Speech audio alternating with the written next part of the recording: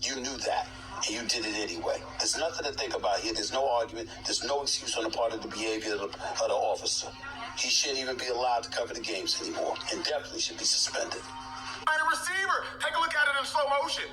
The A&M cop bumps the South Carolina football player, and then he turns around and tries to incite a riot. Thankfully, Texas A&M dismissed the cop and ain't got to deal with it, but wow.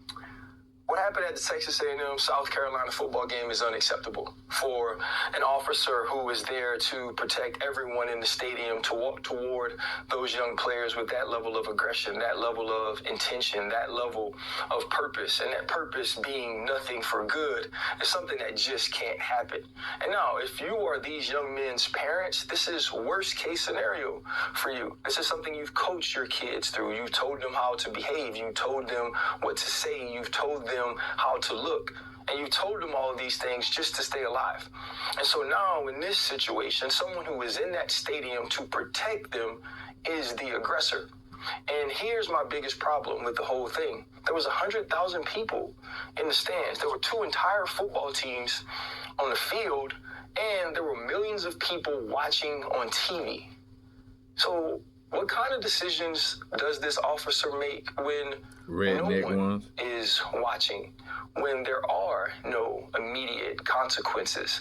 And thank God that Texas A&M acted extremely quickly to at least try to rectify the situation so everyone on that football field and in those stands could feel safe.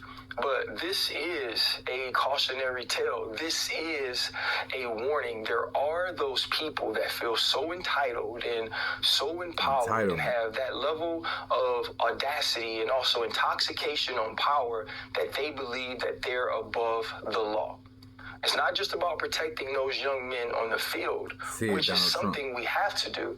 It's about protecting those young people in these streets, in these schools, that just walk around in everyday life from those who don't understand the power of the badge and the responsibility of it. Thank God today worked out the way it did, and we got a great SEC battle. But not every young man is so lucky.